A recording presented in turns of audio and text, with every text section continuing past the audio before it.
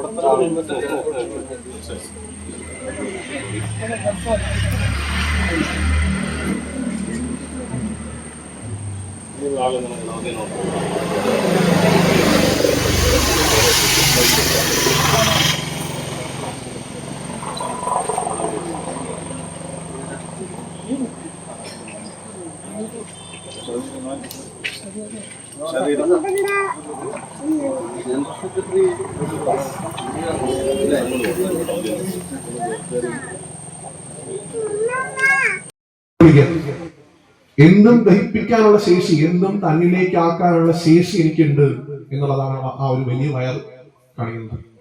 ഭാവമാണ് ഒരേ ഒരു ചൈതന്യമാണെന്നുള്ള അദ്ഭുതമാണ് കാണുന്നത്. അങ്ങനെ ഗണപതിയുടെ ഓരോ ഭാഗത്തെയും നമുക്ക് വ്യാഖ്യാനിക്കാൻ സാധിക്കും. ഭഗവാന് ബാലചന്ദ്രൻ എന്നുള്ള പേരുണ്ട്. ഭഗവാന്റെ കിരീടത്തിൽ യഥാർത്ഥ ഒരു ചന്ദ്രക്കലയുണ്ട്. ആ ചന്ദ്രക്കല കാണിക്കുന്നത് അമൃതത്തിനെ തന്നെയാണ്. അമൃതവർഷം സോമകലയാണത്. മഹാദേവന്റെ കലയിലുണ്ട്.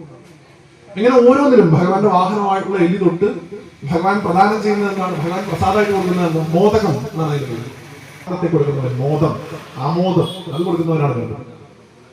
അപ്പൊ നമ്മുടെ ഈശ്വരന്മാരുടെ ഓരോ രൂപത്തിലും ഇങ്ങനെ നിരവധിയായിട്ടുള്ള രഹസ്യങ്ങൾ നമ്മുടെ ആചാര്യന്മാർ വിളിക്കുന്ന രണ്ട് ശിവപുത്രന്മാർ. അപ്പൊ നമ്മുടെ നാട്ടിലൊക്കെ പറയും ഒരാൾ അച്ഛന്റെ കുട്ടിയാണ്, ഒരാൾ അമ്മയുടെ കുട്ടിയാണ് പറയാറുണ്ട്. അങ്ങനെ അച്ഛന്റെ കുട്ടി എന്ന് പറയാൻ പറ്റുന്ന ആളാണ് മുരുകൻ. കാരണം ഭഗവാനിൽ ഏറ്റവും കൂടുതലുള്ളത് ശിവന്റെ ചൈതന്യമാണ്. ഭഗവാന്റെ കാണാവുന്ന 5 മുഖങ്ങളിൽ നിന്നും കാണാത്ത 6ാമത്തെ മുഖം പ്രണവം, അതിൽ നിന്നുള്ള 6 സ്ഫുലിംഗങ്ങളിൽ നിന്ന് ജന്മമെടുത്തുള്ളവനാണ് ഷൺമുഖൻ, കാർത്തികേയൻ.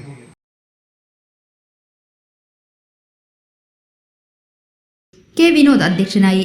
ബ്ലോക്ക് പഞ്ചായത്ത് കർഷക അവാർഡുകൾ നേടിയ P. രതീഷ്, ജോമേഷ് K. ഐസക്, ഓട്ടംതുള്ളൽ സംസ്ഥാന യുവജനോത്സവത്തിൽ 1ാം സ്ഥാനം നേടിയ തീർത്ഥ മുരളീകൃഷ്ണൻ എന്നിവരെ അനുമോദിച്ചു.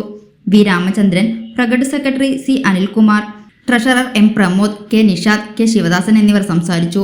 28-നാണ് ഗണേശോത്സവം ആഘോഷിക്കുക.